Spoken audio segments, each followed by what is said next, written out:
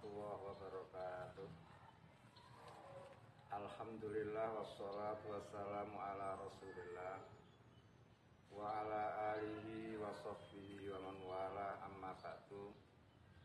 Anak-anakku, santriwan santriwati Ma'had Ar-Raudhah Al-Ilmiyah yang sangat saya cintai, alhamdulillah hari ini kita berada di hari kedua dari bulan Dzulhijjah,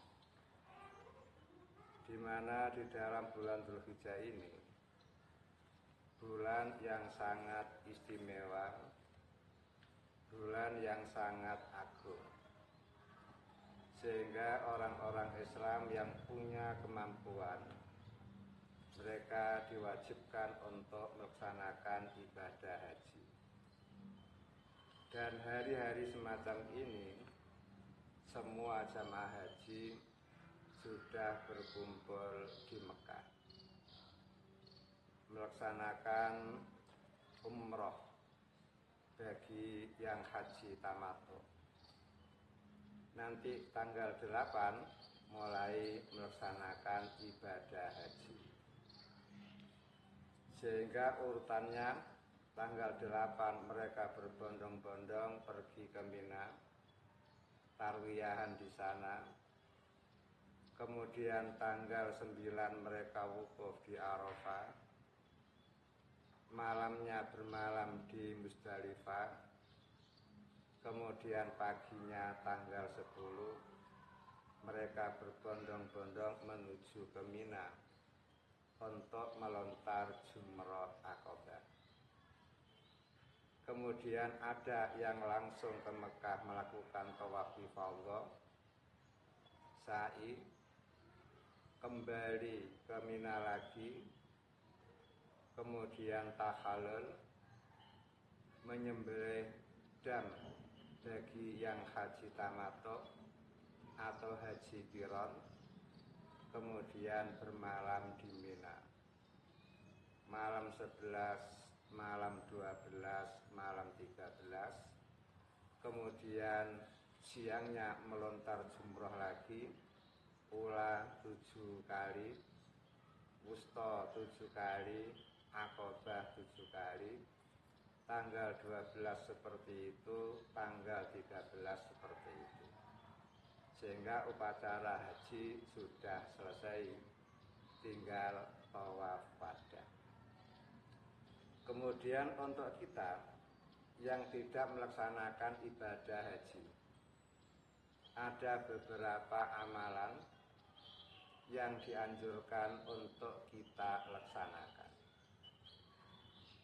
Di antara amalan-amalan tersebut yang disebut oleh Nabi Muhammad, pertama, saumu yaumi Arafah, melakukan puasa pada hari Arafah. Di saat orang-orang jamaah haji wukuf di Arafah, itulah yang disebut yaumu Arafah. Dan wukufnya jamaah haji di Arafah itu selalu tanggal 9 setempat. Dengan demikian, di saat kita tidak melaksanakan ibadah haji pada tanggal 9 Dzulhijjah, kita dianjurkan untuk berpuasa 1 hari yang disebut dengan puasa hari Arafah. Di dalam hal ini Nabi Muhammad pernah ditanya, wahai Rasul, apa sih keutamaan puasa Arafah itu? Ternyata Nabi Muhammad memberi jawaban, di samping ada pahala-pahala khusus, pahala-pahala istimewa, ada bonus, yaitu bisa menghapus as-shaghair, dosa-dosa kecil 2 tahun, tahun kemarin dan tahun yang akan datang. Sehingga puasa Arafah ini betul-betul harus diutamakan, dilaksanakan, jangan sampai ditinggal. Kemudian yang kedua, takbiran. Kita disunahkan untuk memperbanyak takbir. Takbiran untuk Idul Fitri, takbiran untuk Idul Adha, ini beda. Kalau Idul Fitri mulai takbiran walitukmilul iddah walitukabiruwah ala ma hadakum. Begitu Ramadan sudah berakhir sempurna, baik 30 hari maupun 29 hari, maka kita dianjurkan untuk memperbanyak takbir, mengagungkan Allah Ta'ala. Sampai imam sholat Idul Fitri berdiri melaksanakan sholat, takbiran sudah berakhir.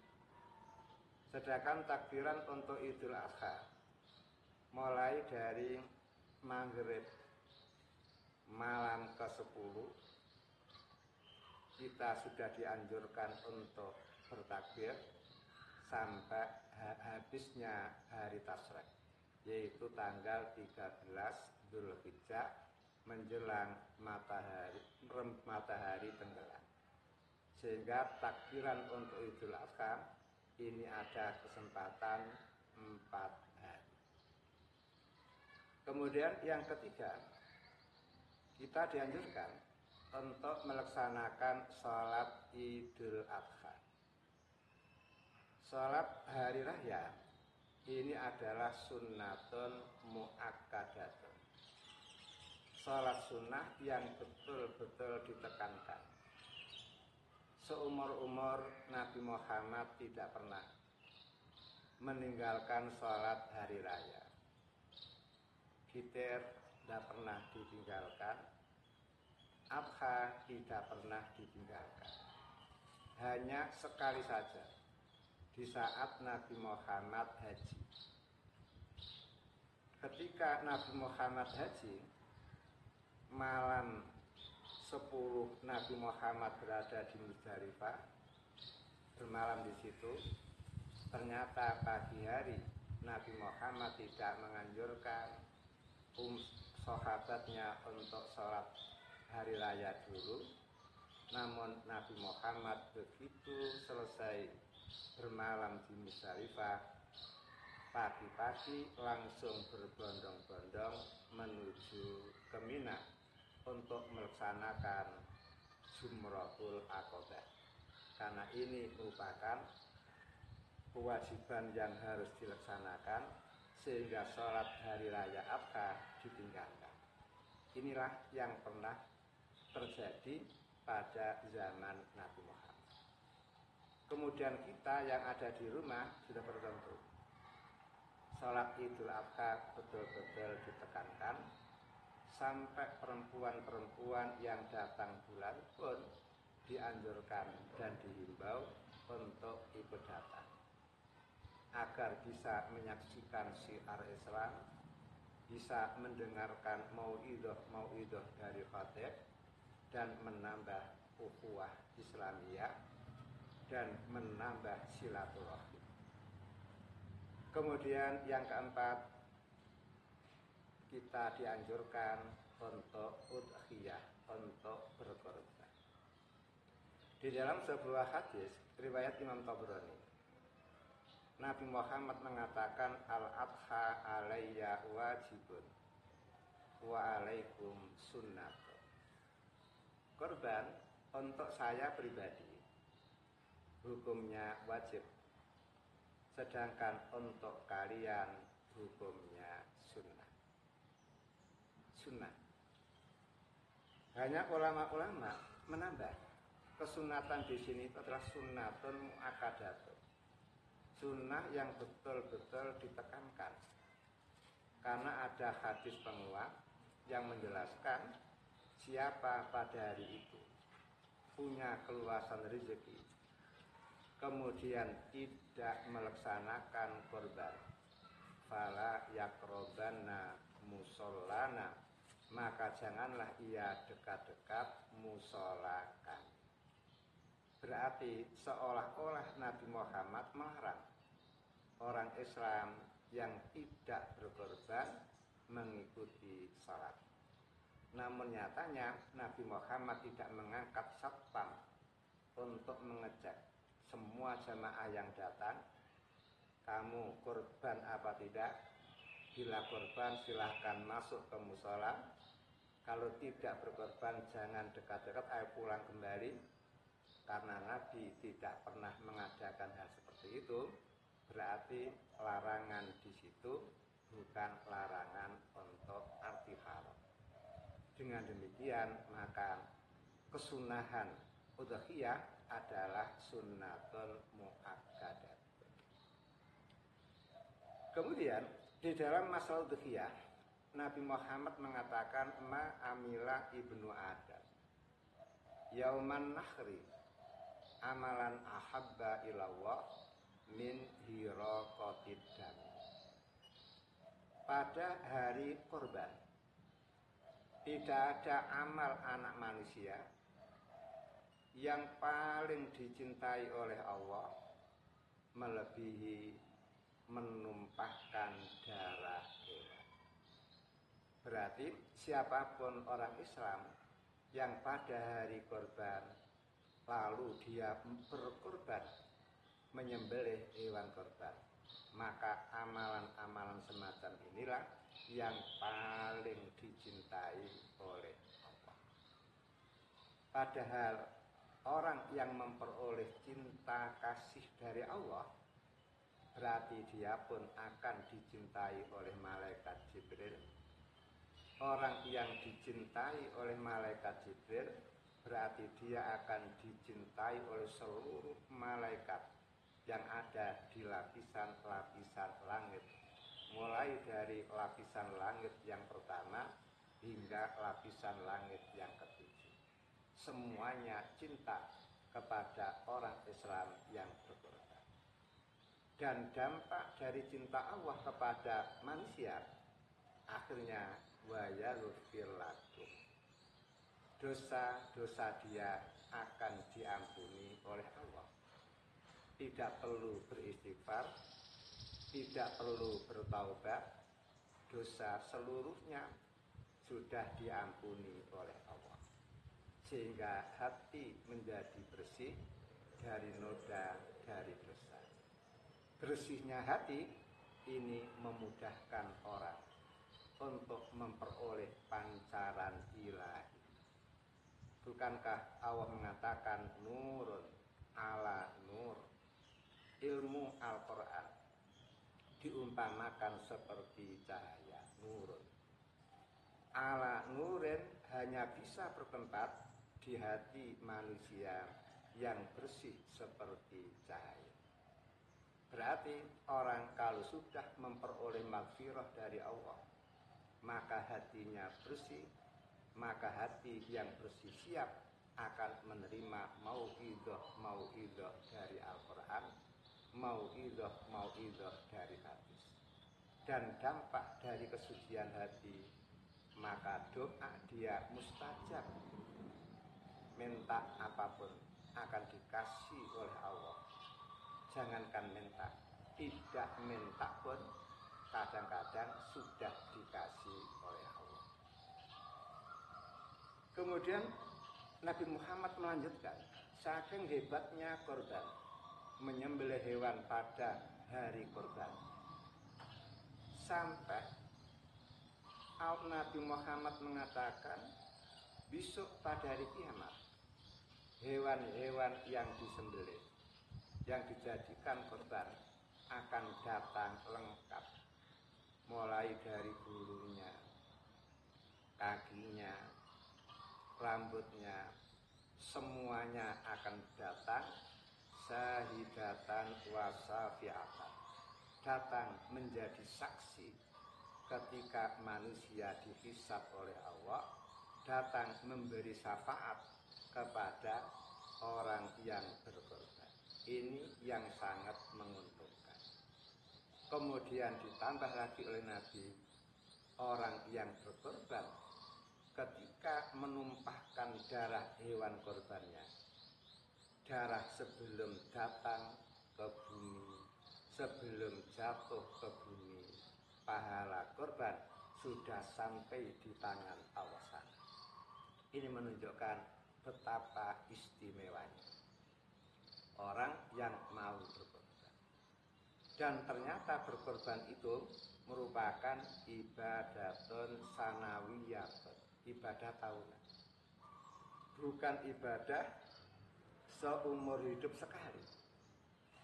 Ibadah yang sifatnya seumur hidup sekali itu hanya satu, khitanun, khitan, sunat. Kalau haji, ada haji wajib, ada haji sunat, sehingga masih bisa haji berkali-kali. Sementara ibadah yang seumur hidup hanya satu kali, yaitu ibadah khitan. Lah, korban itu bukan ibadah seumur hidup satu kali, namun ibadah tahunan.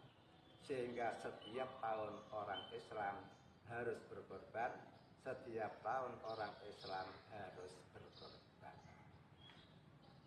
Kemudian bagaimana cara korbannya?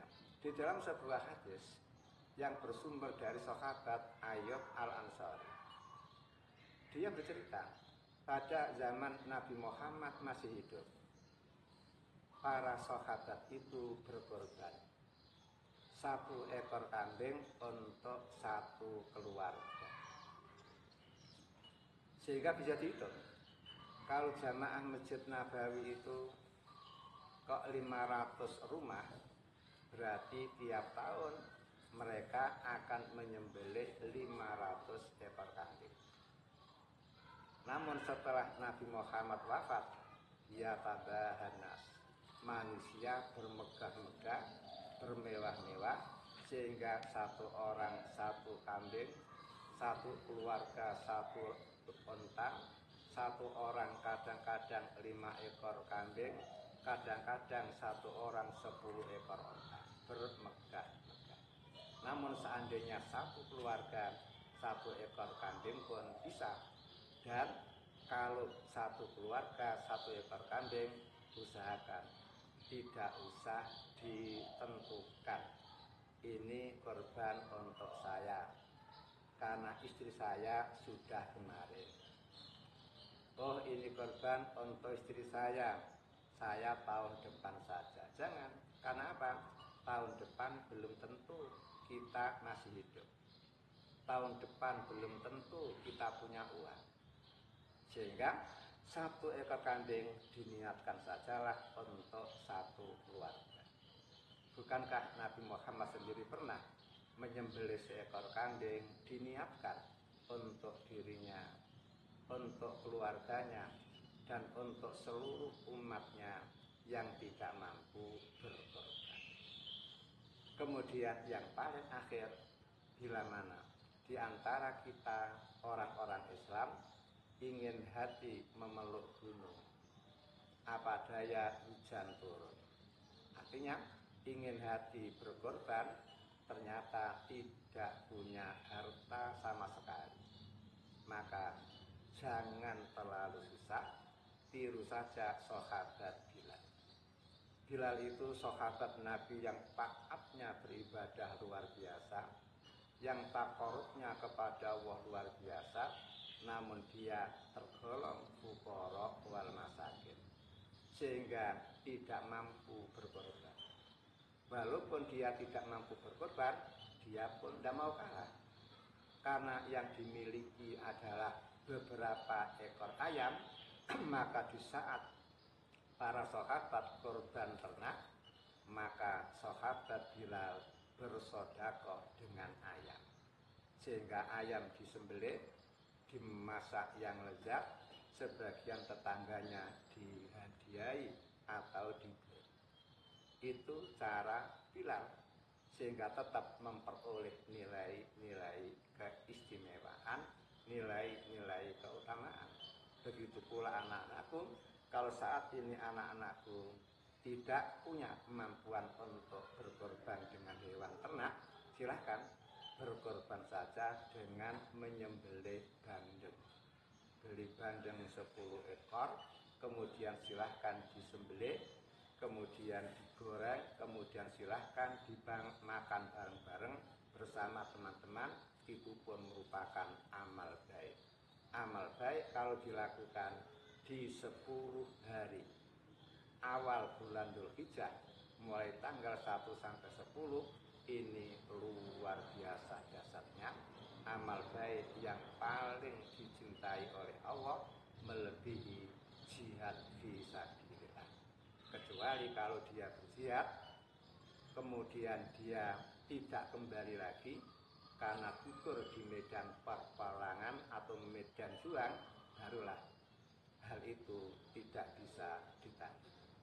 Semoga anak-anakku selalu dalam lindungan Allah, sehat selalu, dan bisa ketemu lagi. Sekian, kurang lebihnya mohon maaf. Wal afu minkum. Assalamualaikum